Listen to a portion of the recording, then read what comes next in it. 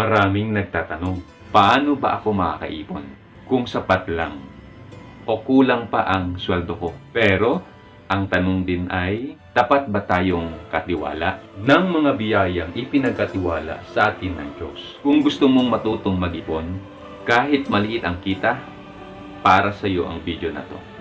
Pag-usapan natin mga tol ang prinsipyo ng stewardship. Bilang mga Kristiyano, naniniwala tayo na ang lahat ng ating tinatangkilik ay pag-aari ng Diyos. Tayo ay mga katiwala lamang, hindi may-ari. Kaya't ang tamang paghawak ng pera ay hindi lamang financial skill. Ito ay spiritual responsibility.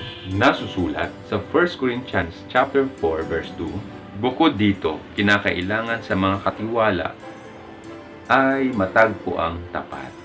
Ang pagiging tapat na katiwala ay hindi lang tungkol sa pagbibigay ng ikapo, kundi sa kung papaano natin ginagamit ang natitirang 90% ng ating kita. Paano nga ba makakaipon kahit maliit ang sweldo? Mga tol, narito ang mga ilang practical tips na nakaangkla sa prinsipyo ng tapat na pangangasiwa ng yaman. Una, magplano ka at gumawa ka ng budget. Hindi mo pwedeng bantayan ang hindi mo alam. Gumawa ka ng simpleng budget, katulad ng tithes, bills, pagkain, at savings. Unahin mo tol ang Diyos sa budget. Sabi nga sa Matthew chapter 22 verse 21, ibigay ninyo sa Diyos ang nauukol sa Kanya. Pangalawa, mag-ipon muna bago gumastos. Kahit 20 pesos sa isang araw. Kung consistent, lalaki din. Ang tawag ko dito mga tol ay principle of faithfulness in little things. Sabi sa Lucas chapter 16 verse 10, ang mapagkakatiwalaan sa maliit ay mapagkakatiwalaan din sa malaki. Pangatlo tol, iwasan mo ang utang na walang plano. Kung uutang, siguraduhin may plano para mabayaran agad. Huwag kang gumastos ng hindi pa kinikita. Pang-apat mga tol, maghanap ka ng extra income na God-honoring. Kung kulang ang sweldo, syempre maghanap ka ng dagdag kita o pagkakakitaan na hindi makukompromiso ang iyong pananampalataya. At higit sa lahat, ang kalooban ng Diyos bilang Kristiyano. Kapag naging tapat tayong katiwala, ang Diyos ang bahalang magpala.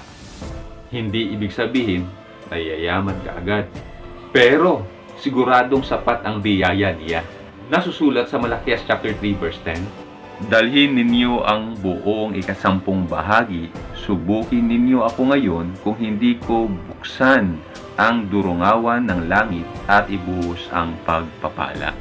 Tol, ang tunay na kayamanan ay hindi lang pera, kundi kapayapaan, kalusugan, at relasyon sa ating Diyos.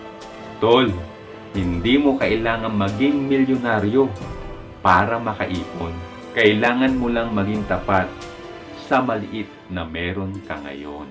Sapagkat sa mata ng Diyos, ang puso ang sinusukat, hindi ang halaga ng ipon. Kung napagpala ka sa video ito, don't forget to like, share, and subscribe. Pindutin mo na rin ang notification bell para lagi kang updated sa mga life advice at reflection sa channel ko. Hanggang sa muli, pagpalain ka.